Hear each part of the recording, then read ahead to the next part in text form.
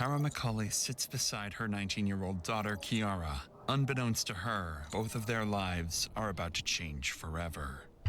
How's my house a fucking crime scene? There's a deceased person in your garage. That's why it's a crime scene. There's a body in there? Yes. Stand up for me. Kiara is a deranged teenage killer. She just brutally killed her ex-girlfriend with a 3-foot-long sword. A 3-foot-long sword?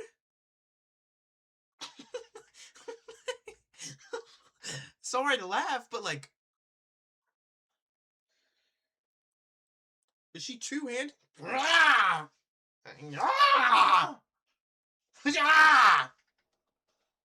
3-foot long is insane. Where do you even get a 3-foot-long sword that actually does damage? Literally, it's a weapon from Dark Souls. Oh my god, that's actually, that's crazier to me than actually killing someone. How do you... What? What? Alright. I guess if you can just find was it in the ground and she pulled it out and she was the chosen one? I guess so. The body lies in her mother's home just feet away. But this discovery of a body would be just the start. The investigation that followed would reveal a vile teenage couple who... Well, hold on a second here. Her mother's home just feet away. But this discovery of a body would be just the start. But the investigation that followed would reveal... I'm telling you right now, that motherfucker is guilty. This one right here, he is guilty. There is no way you look like that when talking to a cop and you have not killed someone. No one looks like... like, you don't look like that and you're not guilty. The neck beard... Look at the shirt! Let me move my face. Look at that! Are you kidding me? I don't even know where to go. I'll be in the middle. Just go. Like, what do you... A vile teenage couple whose actions left officers, family members, and detectives in utter shock as their horrifying crimes slowly began coming. She looks like she doesn't have a thought in her head. Her happy place is the Death Star. Let's write that down now. You see, like, slashed on her knee. She's missing a ear. And then there's a big-ass sword, and then there's blood stains all over the bed. I walked into the garage. She goes, "Oh, I just did it." Walk this way. An ear gone. Slashes on the knee. Decapitated? I mean, not to make jokes about it here or anything. This might be one of the strongest sword users I've ever seen. How do you do this? 3 foot? I mean, that sword's got to be light as a... Like, I don't know. We'll see. Whatever. What the That's okay, we don't need that intro. Disclaimer of liability. The content presented this... You saw the disclaimer. The day begins when 911 dispatch receives a call from a distressed mother. She claims that her son, 22-year-old Isaac, has just witnessed his girlfriend, Kiara, decapitate a woman inside her own home. So, Isaac's not guilty? I doubt it. I mean, I hate to say it, but I doubt it. I doubt it. I doubt he's not guilty. If he's wearing that... Don't put me in a detective role. I'd count him guilty. The call is unclear, and officers don't know whether the suspect is... This is such a weird neighborhood. Like, this is like cookie-cutter houses, but if they were mildly different, like shape-wise. Like, why is this a little... still on the scene, or if they're planning to take more innocent lives. Within minutes, 5 officers arrive at the scene, prepared for the worst. fucking doomsday. Literally the entire Avengers just showed up. Need someone on the backside on the alley. Somewhere down here, 5941.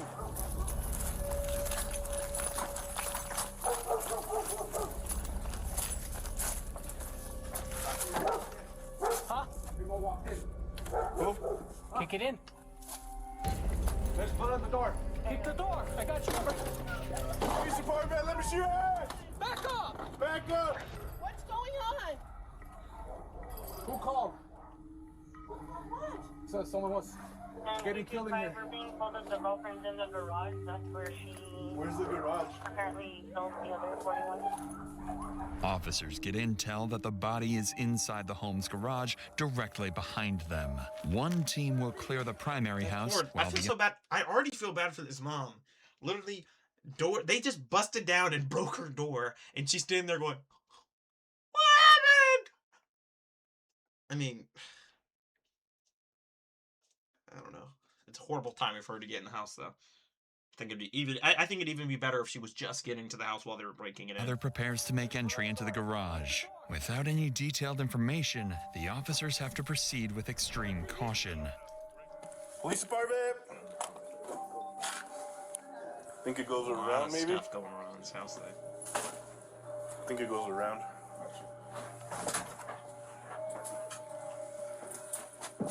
How do people live like this? It's not While the kind. officers in the house find nothing of Maybe interest, true, but the not same kind. can't be said for the team entering the garage. Who's in this garage? My fucking door! Someone just called that someone She's very upset about her Over door. here. Step over here. Someone just got stabbed. Inside that garage. That here? Who's that over there? Is that... Does it look like anybody was stabbed here? There's no war in Ba Sing Se. There's no stabbing at my house. Fucking acting like she can change your mind.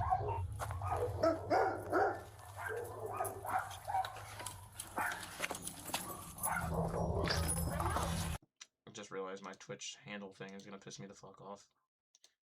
Sorry. Excuse me. Beep beep. Yeah, we got one down, Santa Fe. What? Go back inside. Go back inside. I'm not gonna tell you again. Go back inside. Detain him, detain him. What are you talking about? Santa Fe police, anyone inside? Watch it. Yeah, I can't. Got one down. They can't clear. He's right here by the door. Somebody in there? Open that back door. The garage. Can you open the garage from that side? No, it's broken. It's been broken for 10 years. Inside the garage, officers find 21-year-old Grace Jennings dead. She has a deep laceration across her neck and several slashes across her body. Tara McCulley appears completely clueless about what's happening. However, the same can't be said for her daughter Kiara. While officers continue searching the garage, body cam footage captures 19-year-old Kiara frantically explaining to her mother what happened. We have Isaac on the phone. Want to know if you guys need him? I guess he's the boyfriend. I invited her last night without him telling me. Where's he I at? got really pissed off, of course. So her boyfriend invited her ex-girlfriend to his now girlfriend's home. And she got angry. So she did what anybody normally would do if they saw their ex who they broke up with and had a bad past with. Grabbed your long sword. But why would she down be business. here if he invited her last night? Let me. So I was angry. She stayed the night? Oh. I was angry. Girl, we don't even know if it's you yet. I mean, we do. They don't know if it was even you yet. Yeah. In my house? Yeah, and I'm pissed about it. Grace is not allowed here. She knows that. Who's Isaac's girlfriend? She is. You're Isaac's girlfriend? Yes. Okay. What are you to Isaac? Well, I'm kind of mother-in-law to be. Well, I've got horrible news now. You're the mother of a criminal. This is your daughter? Yes, this is my daughter. Step out with me real quick. What's your name? Kiara. Grace Jennings is the ex-girlfriend of Kiara. After a violent breakup years prior, she was... I mean, when was this posted? A month ago, and we're still using these filters. It's banned from the property permanently. According to Kiara, her current boyfriend, 22-year-old Isaac, had invited Grace to sleep over the previous night, How does all that make without sense? Kiara's permission. She It's her claims house. this pissed her off, revealing a small glimpse as to what happened on this twisted Thursday morning. This is his girlfriend. Oh, can I get some shoes on or something? Not right now. We need 10 at this point, okay? Did you guys have a fight or something? Can she sit down so I can put her shoes on her feet? Who else? Is there a female that lives in here? Her and Isaac. Negative, sir. Sorry. Negative. Oh. And Isaac went for a walk? Yeah. He saw the body and ran. I mean, I don't blame him. Unfortunately, I do blame him for that shirt and that ugly ass facial hair. But you know, I can't blame him for that. He was going for a walk. Shower. But they were gonna go on a walk. Isaac, in fact, did not go for a walk. Instead, he frantically ran to a friend's workplace after finding Grace's decapitated body, with Kiara reportedly giggling beside it. Clearly, something is very wrong. Worst of all, Kiara's mother, Tara, hasn't even realized there's a dead body in the garage, or that her own daughter is responsible. I have cats. I have to. They can't Unfortunately, get out ma'am, of but the this is an active investigation, okay? house. So Can I nobody's walk going back the in the door house. somehow? No, this is a crime scene at this point. That was my house, a fucking crime scene. There's a deceased There's a person dead in your body in the garage. garage. That's why it's a crime There's scene. a body in there? Yes. Dead body in the Stand garage. up for me. Let's walk this way. What the fuck? Go ahead and come here with me now.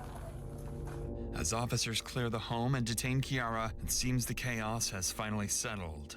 Or so they think. Because just seconds later, Grace's mother arrives on the scene, completely unaware of what has just happened to her daughter.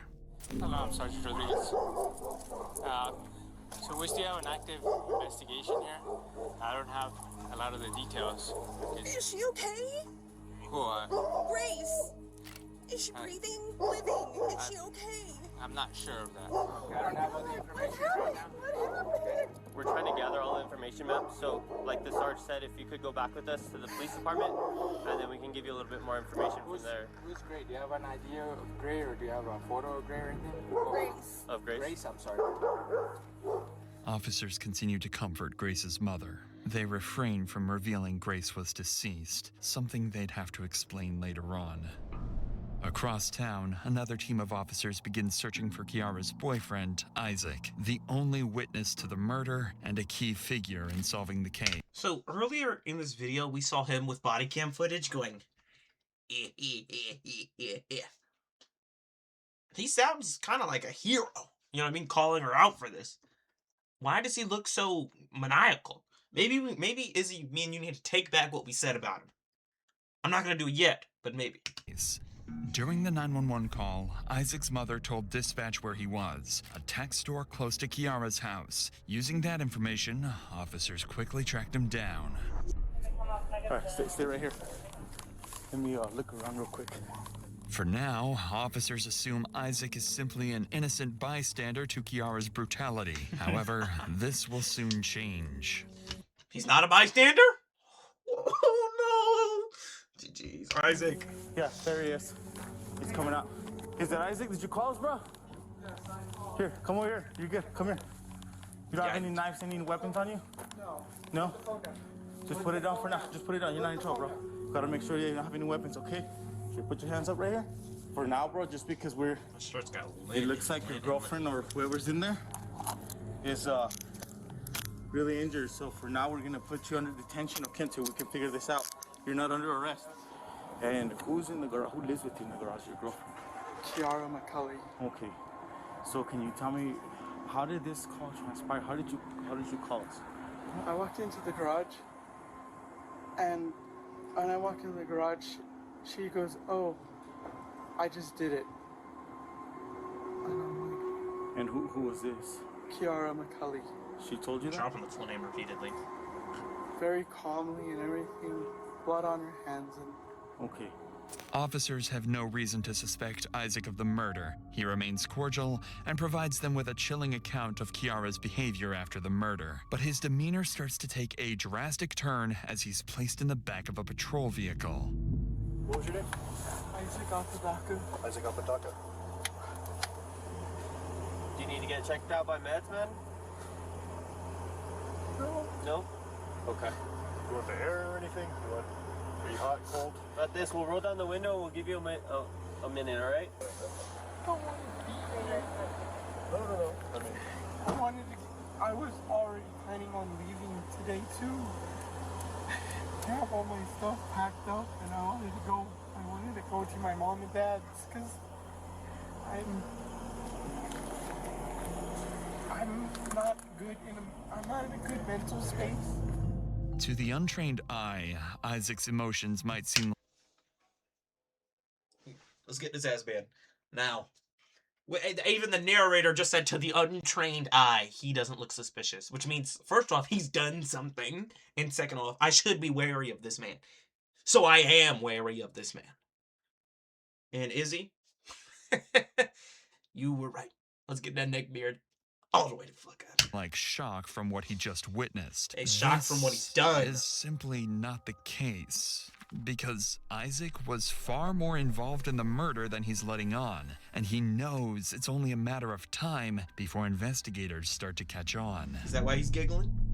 Police end their conversation with Isaac, and both he and Kiara are transported to the Santa Fe County Police Station. With both suspects being successfully detained, detectives will begin their process of individually interrogating Isaac and Kiara. One detective will conduct both interrogations, yet they'd turn out completely different from one another. Kiara's especially takes a dark turn as she delivers answers with a chilling truthfulness. What follows is not simply an interrogation, but one of the most disturbing conversations we've ever covered. Oh. Have you ever thought about hurting her or killing her?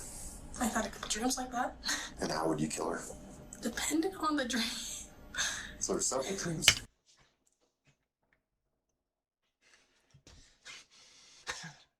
Depending on the dream. Kill them all.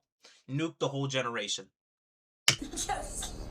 But before the interrogations begin, the detective in charge will go to the crime scene looking to gather information from the primary officers. The detective assigned to this case is Javier Vigil of the Santa Fe Police Department. Javier is an experienced detective who, as of 2025, has been promoted to SWAT commander for SFPD. His objective at the scene is clear: to gather as much information as possible, as quickly as possible. He's focused on identifying the primary suspects and determining any potential motives. Every detail will be critical in shaping the narrative he'll use during interrogation, and ultimately, in securing a confession. What he doesn't realize yet is that his investigation will prove far more revealing than anyone anticipated.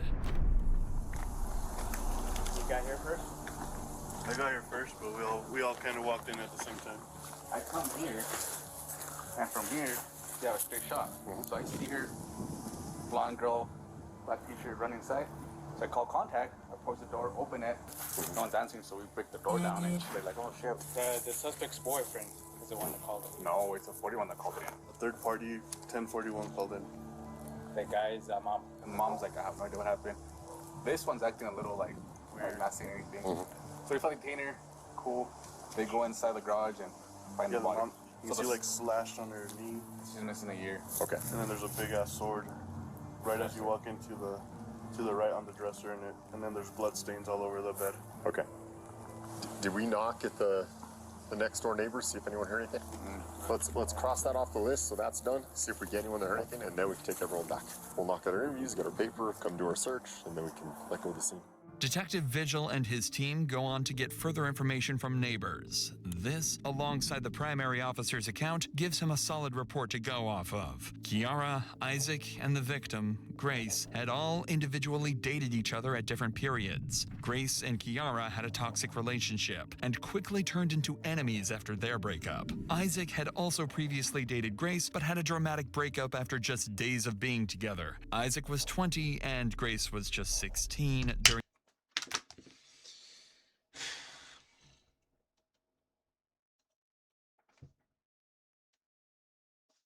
Get the fuck out. Izzy, you were right. If you have a neck beard, you need to be killed. And get that ass banned now!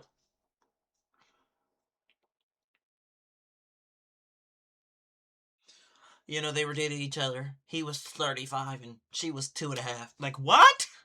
What? Their relationship. During Isaac's ride to the station, he explained to officers that he had invited Grace to Kiara's house because she had no place to stay for the night. Lastly, is that a big tan or is that a sheep? I mean, Vigil was it's like the informed mask. that just a day earlier, Isaac had been charged with domestic battery against Kiara. Come on, let's get the check marks going here. Pedophile. Abuser. Neckbeard. I mean, Jesus Christ. Specifics were unclear, but these suspicious details would leave Vigil on high alert going into his interrogations. But before we continue, it's worth noting that covering stories like this, you realize just how much people are forced to carry. Fear, trauma, even the day-to-day burden of surviving. And sometimes that weight shows up in other ways too, like debt. Do you feel crushed by debt? Those high-interest loans, that mountain of credit card debt, or even the overwhelming medical bills? All the debt that has been keeping you up at night. Back at the station, Vigil begins his day with Isaac. This is no accident. By questioning him first, the detective hopes to build a foundation of incriminating details, ammunition for the real confrontation still to come. I have no reason to believe you to be a suspect right now or anything like that. We're gonna take the handcuffs off. Is that okay with you? Yes. Okay. You're just an abuser and a pedophile. Well, just because everything is kind of new and developing, and like I said, we don't really know fully what's going on. I do want to advise you of your constitutional rights before we talk at all. So. Detective Vigil wastes no time in assuring Isaac he's not a suspect. But that statement is a calculated lie. As we know, oh, are we allowed Isaac to do had been calculated charged lies? with domestic battery against Kiara, a violent pattern that Vigil was already aware of. Combined with earlier details, they had every reason to view him as a suspect. Still, their strategy was clear. Avoid confrontation, keep Isaac at ease, and let him talk. So the only thing I ask is for truthfulness. I'm going to be upfront with you. I'm going to be truthful with you. I just ask that you do the same to me in return, okay? Just tell me the truth and tell me everything that happened, all right? Okay. Because it's Lonnie McCauley's house, does she live there or does she live somewhere else? She lives there. Okay. In the main house. And when you say the main house, what do you mean by that? The main house, there's a garage in the backyard. Why does he have a wedding ring on? From the main And house. that's really ugly.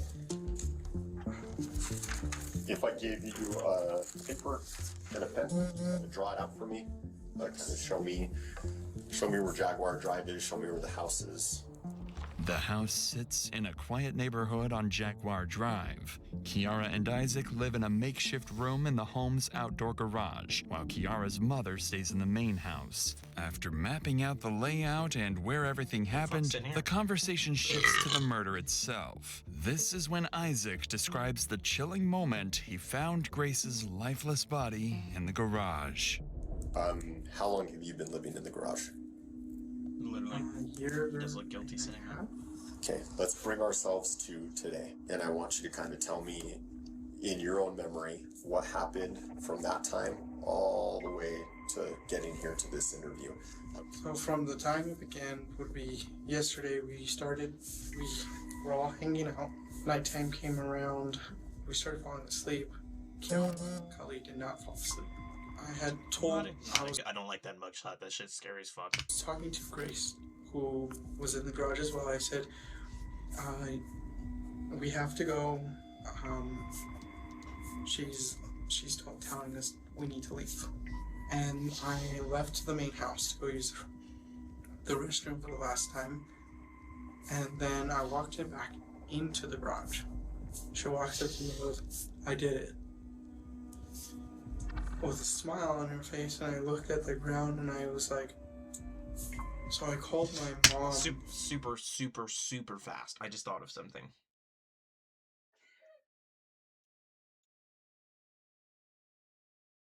Where did we find out how old they were? Kiara, Isaac, and the victim, Grace, had all individually dated each other at different periods. Grace and Kiara had a toxic relationship and quickly turned into enemies after their breakup. Isaac had also previously dated Grace but had a dramatic breakup after just days of being together. Isaac was 20 and Grace was just 16 during their relationship. How from old is neighbors. Kiara? I want to know how old Kiara is. Is she also a predator? Oh. That's what I was wondering. Immediately to let her know that something happened, my mom proceeded to call 911. Really scared because I've witnessed. Sorry, it's okay. I've witnessed my friend getting shot. So, separately from this. Yes, it was a while back. I was sitting in the back seat. Guy walked up, blew his brains out. They landed on me. I had to testify in court, and anything like this gets me super traumatized. Yeah, it's a traumatic event. So when I went back in the garage, when I saw her in the ground, on the ground, I couldn't say anything because I was like, this is another one of my friends gone. I keep losing friends left and right. I'm scared right now. After recounting this morning, Isaac would go on to explain why Grace was sleeping at that house. He does not include the fact that the two females were in an ongoing feud, instead pretending they were all cordial friends. Kiara would provide a polar opposite recount in her interrogation. But before Detective Vigil gets to her, he has one final question for Isaac. How did you know that Kiara didn't want you guys there anymore?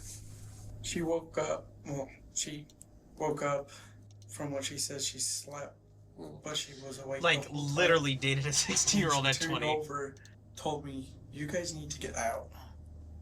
I don't want you guys here. It was really freaking me out, so I was trying to get out. I was in and out of the room, trying to contact my mom to pick me up, to get me out of there. What time did you guys wake up at? Okay. What time did you wake up? Pause on the situation. This guy did date a 16-year-old at 20, right? Issue 1. Issue number 2.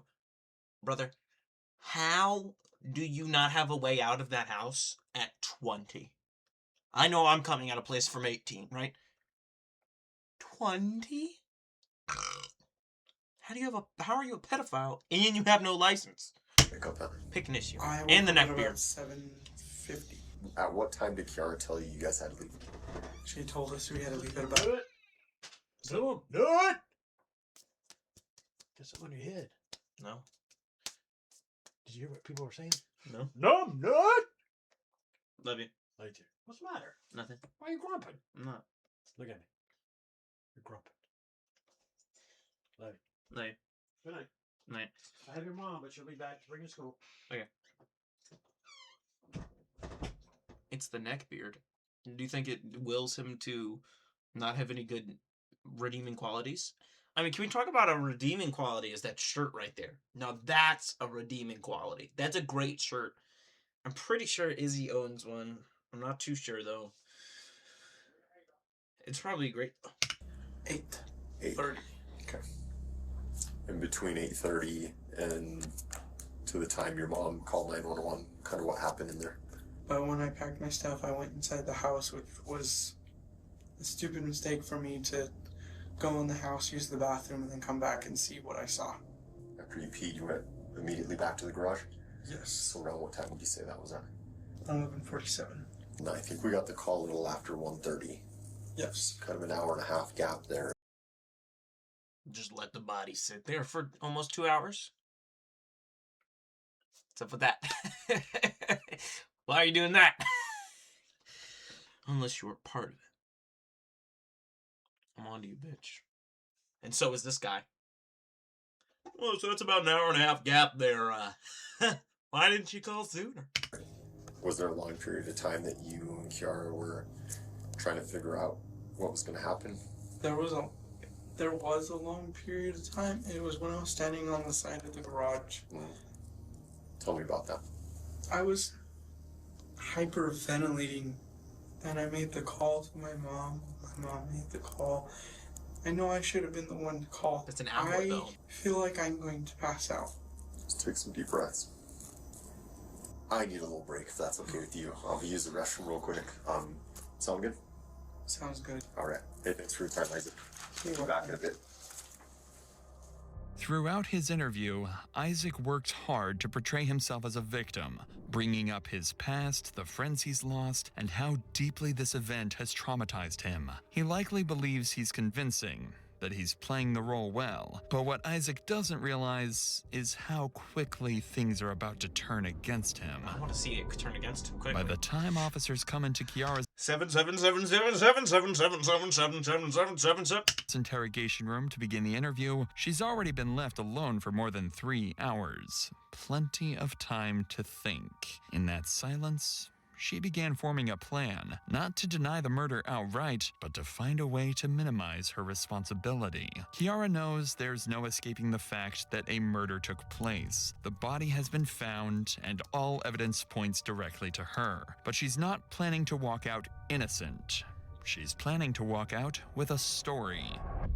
If she can act as though she's mentally unstable, there's a chance she'll be deemed not guilty by reason of insanity. This, in her eyes, is a much less severe outcome, which will get her back to the real world in no time. This is a common misconception. Legal insanity isn't about acting strange after arrest. It's about your mental state at the moment of the crime. Detectives record everything, and criminal psychologists are trained to spot rehearsed behavior.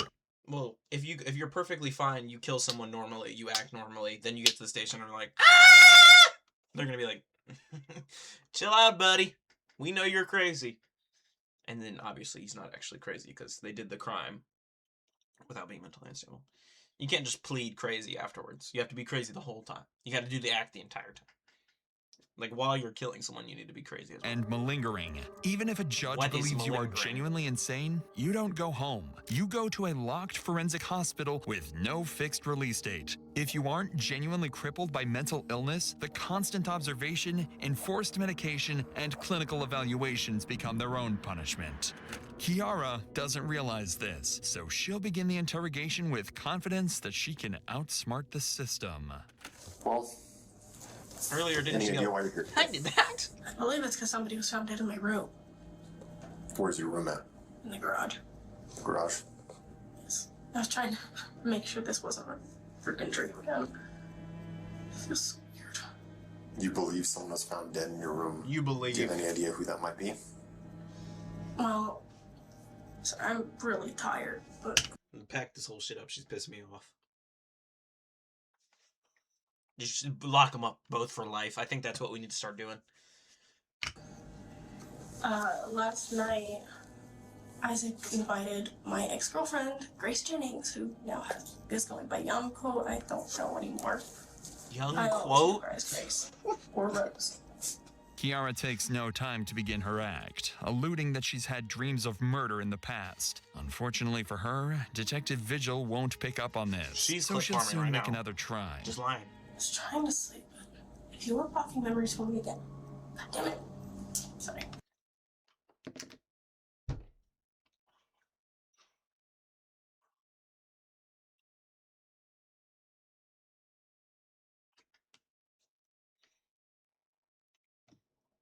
What the actual fuck was that?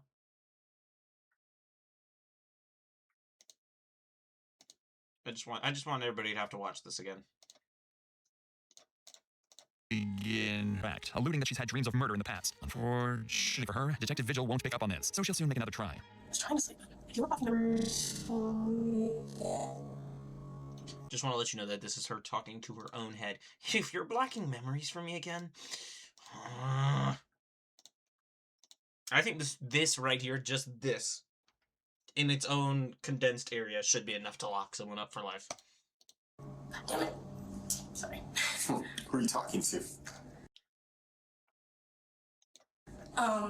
My best guess is that I have DID, but I'm not 100% certain. Matter of fact, yeah.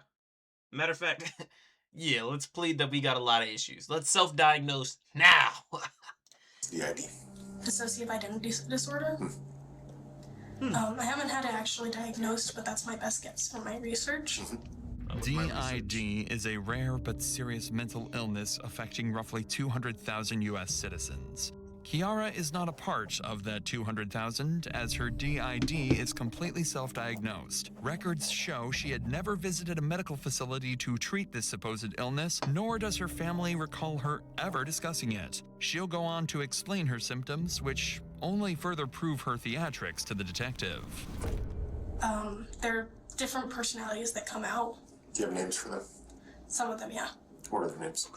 Do you have there's names for them Abby, as a layup? And then there's, Just... we call her Jinx because she hates people saying her real name. Jinx. If you say her real name, she's mad. Then there's one personality that I haven't seen in a I'm speeding this up. I physically can't watch this show. long time. We haven't communicated with her. Her name was Jess. Any personalities? There's the little version of me, which actually responds to my biological name. She responds to Kiara. Yeah. What do you mean by that word? It's like a little kid before bad shit started happening. We reached out to a California-based psychiatric Sorry. Okay, I'm good now. Just couldn't sit there and watch that anymore. doctor to get his opinions on Kiara's illness. He explained that Kiara showed no evident changes in voice or personality switching during the interview, something that is extremely common with DID patients. Additionally, the descriptions of her different personalities were superficial and lacking in detail, mostly limited to generic labels rather than the rich and textured indistinctions that real DID patients involuntarily manifest. It makes sense why a professional would later deem her mentally fit to stand trial. What kind of bad stuff happened in your life? I've had a bad relationship with my mom. Reason why I never wanted to see Grace, but I pissed me off by bringing her to my house. Is she alive or dead? Kill them all. Also, bad relationship with her mom, while her mom was literally standing on her, getting on her knees and putting shoes on for her while she was handcuffed. Whatever. Is she alive or dead? You had the broadsword. Grace? Yeah. You don't know? I'm not sure. What do you think? Well, I'm partially hopeful for her to be dead, but I'm also, like, confused. Oh like, my god, get me out of here. I'm still angry at her, but I also won't have hope that she'd be better, but it's like this frustrating emotion that I can't seem to pinpoint. Tell me about last night. What did you do last night? So, Isaac tells me that Grace is coming over. Without asking me if it's okay. Is it okay if she comes over? It's like, she's coming over. They start talking about phones and Marvel and stuff that I don't really understand as much. I started feeling frustrated. I actually don't like that they're talking about Marvel. I'd rather that they talked about Star Wars, because I'm actually more fit for Star Wars, as you can see by my Death Star shirt. If they were talking about Star Wars, now that could have been a conversation that I got into. She wasn't listening to me at all. She wasn't listening to my she wasn't listening to my Marvel headcanon stats. Bruce Banner is actually While she and Isaac bisexual. were sleeping, I was just staring at the ceiling and trying to find a comfortable spot where I could actually fall asleep. I woke up as I sat up around 9 or 10. You slept. Woke Isaac up. Next thing I remember is going to go take a shower. And then There's a chunk missing. I don't understand. The personality, they took over me. I'm confused. Do you have a whole chunk of memory missing? Yeah. But you remember the whole night clearly? I remember most of it is like a little foggy. With the hand motion. Kiara's conveniently timed memory lapse during the hours of Grace's murder strongly suggests she's the one responsible. It almost feels deliberate, as if she's subtly acknowledging her guilt while using the moment to reinforce the idea of her mental instability. She won't come right out and confess, but she'll make it obvious it was her, as long as her supposed illness is in the same sentence. Detective Vigil knows this is nonsense, but instead of challenging her, he leans into it, encouraging her to elaborate and reveal even more inconsistencies. Unaware of this strategy, Kiara walks right into his trap. Tell me about these other personalities. What's Abby like? She's very protective. She Why is he takes asking her control when I'm questions? in a This is very actually dangerous situation. not. I don't. Okay. Ah! Now, I am going to face this. I think this haircut and a neck beard is a troublemaker. should Doesn't like be people. shot. So how does it work? So imagine you're in a house, and there's this big TV with the PS4 or Xbox or whatever. So Yo, Izzy, you didn't even see their house, man. I don't know how they walked around, man. Just something is everywhere. Just junk. whoever's playing the game is in charge. Sometimes you can peek over and kind of see what's going on. Sometimes this Well, person she only showers once a decides, week, then "Oh, I'm sometimes gonna go Jinx to showers, this and then room." Abby I showers, can't see and then the something else. TV. Sometimes it feels like it's getting shut. While dissociative episodes are sometimes described using imagery of rooms or houses, her explanation sounds more like something taken from a movie than the words of someone truly experiencing psychological distress. Detective Vigil recognizes this, but sticks to his plan, keeping her talking, gradually My personalities letting are like Kiara all back trying to play herself Mario into a Kart at the corner. same time, and I'm like, guys, stop. Who was playing the game last night? Oh, I felt like I was in control for a little while, and then it just kept getting really foggy, like I was being thrown in a wall. God damn words. You in control, meaning Froggy, right? That's who we're talking to now, Yes. Froggy. Okay. But before How did we get Froggy? Where did we jump or pull Froggy from? I've never heard that in this interview. How does he know Froggy? that, you remember everything. More or less, I'm just like, I felt a lot of anger. Towards, More so than towards Grace. Jinx has ever had, or Abby's ever had. And I don't remember Jess being like that. But she was also the one who was out more when she was with Grace. Kiara says her personality, Jess, had been out while with Grace. However, just minutes ago, she stated she hadn't seen Jess come out in years. Then there's one personality that I haven't seen in a long time. Her name was Jess. Unfortunately for Kiara, in the interrogation room, you can only lie for so long before things start to crumble. You said something interesting earlier. You said, you asked about Grace. You asked if she was okay, and you said that part of you would be okay if she was dead, right? Have you ever thought about hurting her or killing her? I've had a couple dreams like that. You had a couple dreams like that? Yeah. How'd those dreams go? They were mostly right after we broke up. And then sometimes I would kill her, sometimes I would kill her, sometimes it was just me screaming at her. And how would you kill her? Depending on the dream. So there's something. Kill her. Send her to court. Take her to prison for life. I don't care. Send her away. Dreams. Yes. How many? I've had like a bunch of murder dreams, if you could call that. Oh, that's so fun. There's an organization that Isaac is in charge of. I probably shouldn't be saying this to a cop.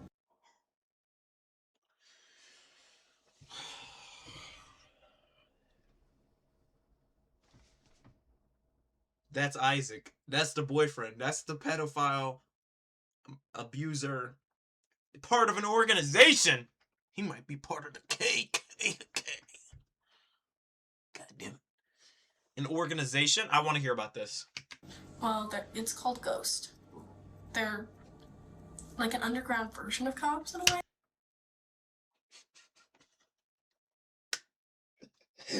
Take them all to prison for life. I don't care. It'd make the world a better place. But a little more intense and deadly. Kiara's explanation of her disturbing dreams shine light on a core variable in her and Isaac's crimes: their idolization of violence. We've had to cut the next small portion of the interrogation out because Kiara discusses detailed dreams so grim they unfortunately wouldn't be allowed on YouTube. This chilling theme can be seen across Kiara's various social media profiles, all of which... This page should be enough to take her.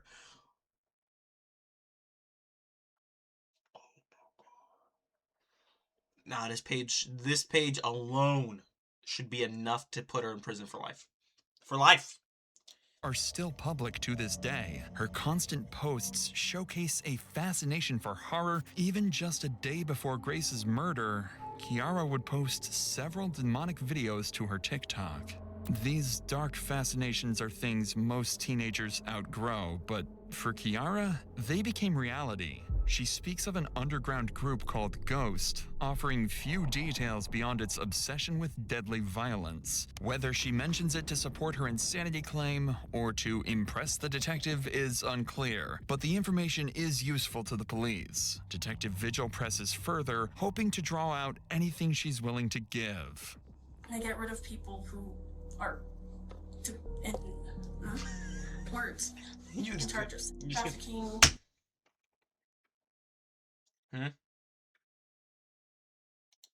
Is you just gotta post her going. Vigil presses further, hoping to draw out anything she's willing to give. I get rid of people who are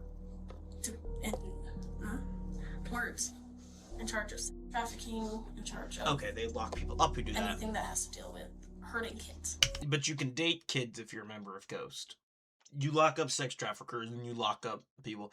But if you're in Ghost, you can date a 16-year-old as a 20-year-old. He kept trying to tell me, just do it, and you're gonna just kill her. Then you'll get ranked up. Because he had me join. And I'm like, I don't know what the fuck's going on, and I kept hesitating. It's like... What's that thing there? It's, honestly, I'm very confused because he hasn't told me jack shit. He just gave this to me. It's like, you're a part of it. I'm like, okay. Sounds like an initiation tattoo kind of. Yeah. Some ghosts, an underground society of people that are kind of their own version of cops and justice. They kind of Mind kill you, bad people. she has called the police on her boyfriend for abusing. You're saying, like, the messages I saw too, was Isaac trying to push you to kill Grace? Yeah. I had my dagger in my hand, and I kept going, and then just stopped. Like, my morals. The kid's hand pulled me back. Oh yes, of course. Like it was Kiara telling me, don't. The moment Detective Vigil gives Kiara the opportunity to blame Isaac for the murder, she takes it. A little girl stopped me from stabbing her. I mean, man, we're fucked. These guys, they've dated each other for months. And we got nothing. Bringing up details about Isaac's underground organization, as well as his repeated pressure for her to kill Grace. And while Kiara has been caught in a web of lies up until this point, her remarks about Isaac would turn out to be nearly completely honest. Detective Vigil has achieved everything he could have wanted from this interrogation, so he decides to end things, leaving Kiara to spend the night in jail. His focus now is on Isaac, and trying to hone in on how implicated he actually was in this murder. So before returning from his break, Vigil and his partner would devise a plan. Police confiscated his phone while being detained earlier that day. Traditionally, to gain access to the phone involves a multi-month process involving warrants and various subpoenas. However, if they can get Isaac to sign a consent form, they can gain access to his phone immediately and observe his reaction in real time as they read his messages. With this plan in mind, Detective Vigil, along with his partner, would return back to Isaac's interrogation room. Hey Isaac, so I have your cell phone. I know our cell phones are very important to us because we have pretty much all our personal information on them and everything. Given that there were kind of messages and stuff, and this is still an active investigation, there is reason to believe that there is potentially evidence on your phone. So one way or another, we are going to have to look at the data on the phone. And it's just a fancy form and a fancy way of saying that you're giving us permission to extract the data from your phone and only look at things pertaining to this case. Yeah, sign right there, please. And the phone password? I mean, just nothing up top. Like, not even hiding what he's doing. Yeah, you want my phone password? I have it. I just have it. Sure. There's no password. No password. It's just a quick swipe up and that's it. Okay. The plan works surprisingly well. Isaac seems to be completely... Yo, you not fucking with a shirt, man? Come on. Izzy loved oblivious the of shirt. what he just signed. Ironically, this very signature will most likely seal his fate in court, exposing countless deeply disturbing messages with Kiara. Okay, messages. Did you have any messages between you and Grace? Spoke on Instagram. Instagram, okay.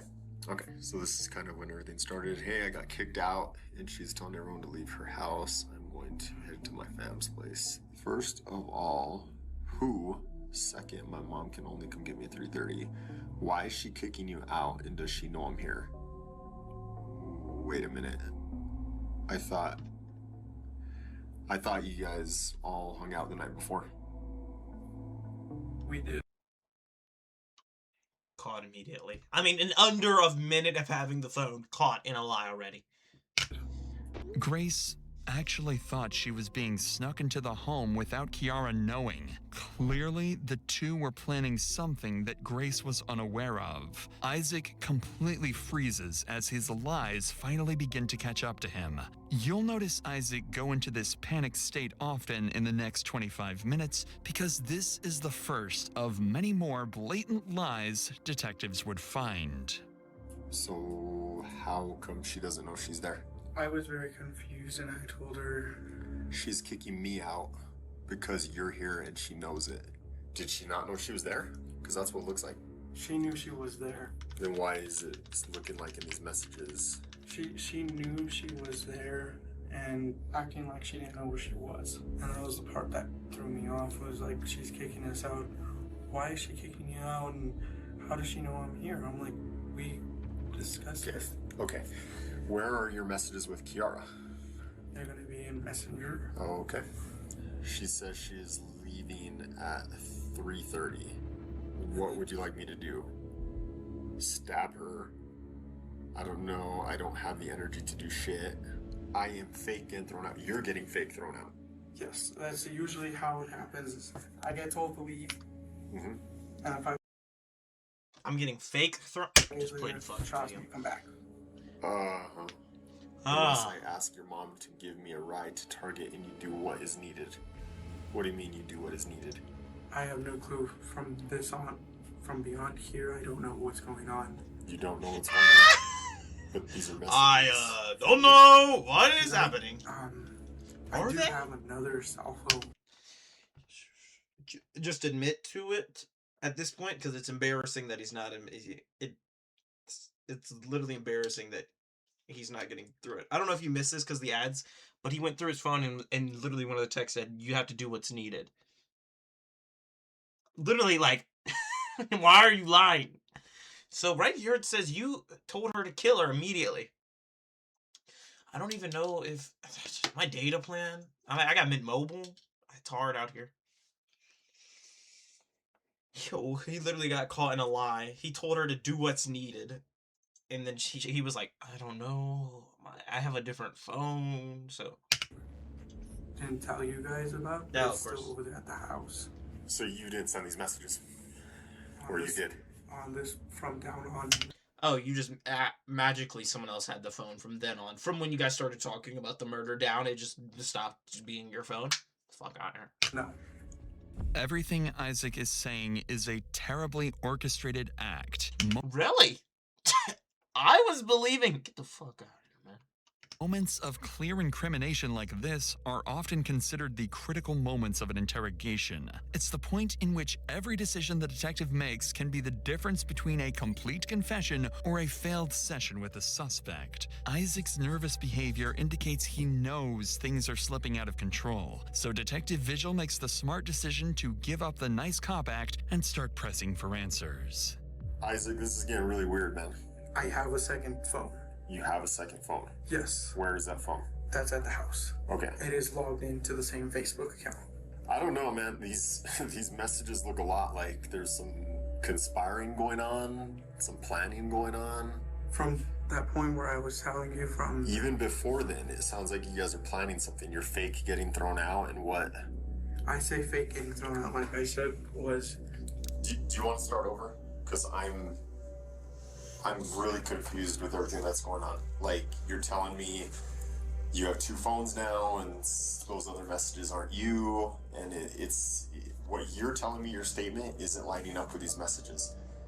Isaac's demeanor has shifted drastically from just minutes prior. He knows how poorly things have just gotten for him. Should have never signed that. Now I told you at the beginning of this talk that we need to be truthful with this, right? I am being truthful. I do have a secondary phone, and I'm telling you the messages are not me. They're from Kiara to using my face.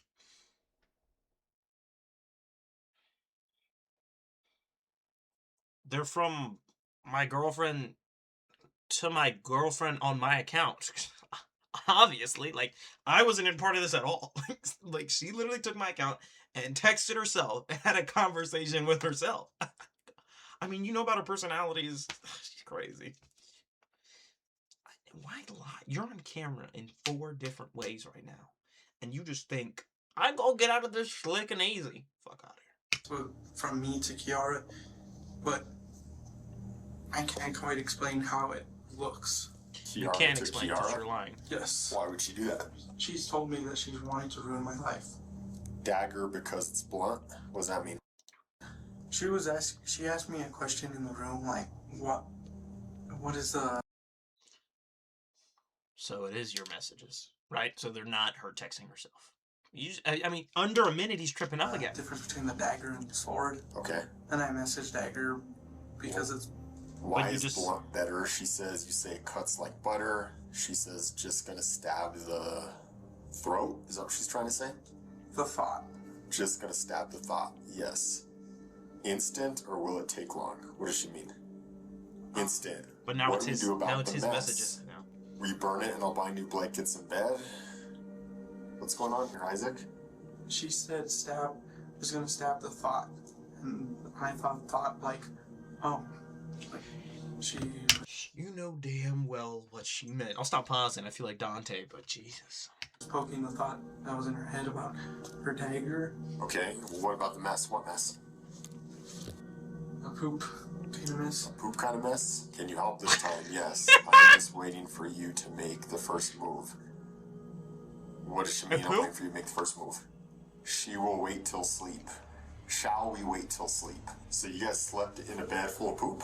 Yes. Remember when you told me don't be a poopy when I kissed you? Yeah, brat. We will have to take care of the mess. I thought she already pooped herself. What mess are you guys taking care of? I don't know. I can't tell if she's falling asleep. It feels like it. Her feet are on my side. I wish you'd make the first move for once. Remember, you'll move up the ranks, plus you get perks in the black market.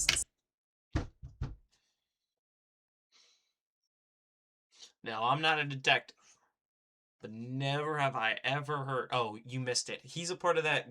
He's a part of the Ghost clan that kills Predator... Oh, is he? I don't even know if you saw this, Izzy, but he was in he's in the Ghost clan that kills sexual predators. But if you're in Ghost, you can date 16-year-olds as 20-year-olds, and that's okay. But you kill predators. Yeah, and you move up the ranks if you kill Grace. Because they kill bad guys, and Grace is bad because... she's a victim? I don't know. This is your first. Your first what? Poop cleanup? Isaac, what the hell happened? I can see the messages. I'm not dumb.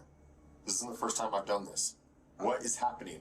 She was planning on killing Grace. I just didn't want a part of it. It doesn't seem like you're trying to talk her out of it. I was only sending a message back in agreement as I turned my back towards. This isn't agreement. Remember, you'll move up in ranks, plus you get perks in the black market since this is your first. This sounds like you're encouraging her. That is what it is. Right. The messages are here, dude. I know. I know. Did you help Kiara do this? No. No. But you knew it was going to happen. I knew it was going to happen. You knew it was going to happen. Kiara planned it out. Kiara planned it out. When? How long had this been a plan for? She had planned it out since 2020.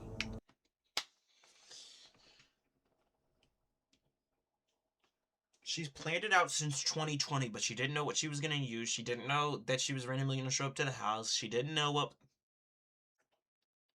Kiara planned to kill Grace since 2020. And then last night... Yeah, he's throwing her under the bus, and he's beating up on her. He's just doing whatever he can. Lock them both up for the same amount of time for life. Grace messages you looking for a place to stay. And that's the opportunity for this? I didn't see it as an opportunity. Yes, I you saw did. it as an You literally opportunity, saw it. Let's squash everything. Then why are you saying you'll make it up the ranks plus your perks in the black market since this is your first? Because you're talking about killing her here, right? What else could this mean? I was trying to talk about something else. Oh my gosh. I'm trying to get my mind off. Just lying. Isaac, really? You're trying to talk about something else there? Yes. And I'm not. How do I aim? How do I aim right? How do I aim right? I mean, Instagram should have flagged this. Instagram should have flagged this. Right. Just aim. Well, tell me what you're talking about there. That's Call of Duty. That's Call of Duty. Tell me when. Okay, I'll give a count. 6, 5, I can't yet, dude. 4, I'm shaking, dude. I know, I lose the nervous. Help me drive it through. Help me drive it through. She was asking me to do. To stab her. Yes. Help me drive the dagger through. Grace. Anger me. I'm going to pretend to sleep so it looks non-conspicuous. Tell me about all that. Those are not my messages, because... I mean, I need Javier to just punch him in the face. I mean, somebody has to. Help me, just do it. Be ready to grab her or a trash bag. She is your list. Don't tell me this isn't you messaging. I know this is you messaging. Be transparent and tell me what's going on here. She had talked to me and said, so what now? He's literally just trying to conjure up a lie. Literally just trying to conjure up a lie. She was doing something and then he's doing something. Literally just a quick beep beep. Boom! Beep beep. So why did you... I was like, this is going to be your first way out if you just leave this alone. This will be your first way out. You meant first killing the rankings of Ghost. Do you think this guy is stupid? Javier just got promoted to sergeant. And you think he's gonna fall for your games? You're edging her to do this. Come on, Isaac. Isaac. Look at all these messages, man. You're gonna sit here and tell me, you're gonna look me in the eye and you're gonna tell me that you were trying to talk her out of this? I can see right here you're telling her to do it. I wish you would just stop with all the, what I feel like is you trying to figure out lies every message we go through. And things will be a lot better for you moving on if you just come out and you cooperate and you tell us everything that happened, tell us the truth, He's gonna get life tell us no matter what, everything. hopefully. It'll be better for you. Would I be able to talk to you privately? Yes. You want her to leave? Yes. Alright, kick it.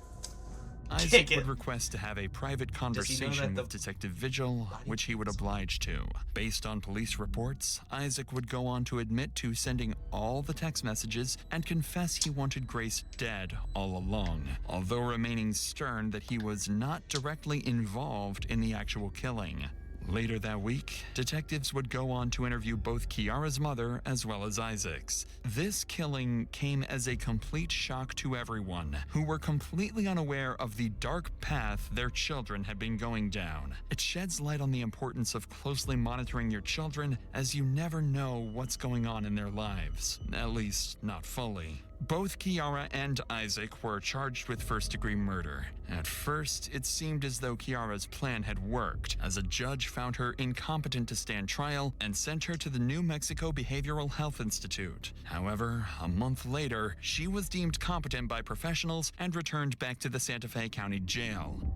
In February 2025, Kiara pleaded guilty to... Damn, she had a tat and got a slick back. She must have gotten...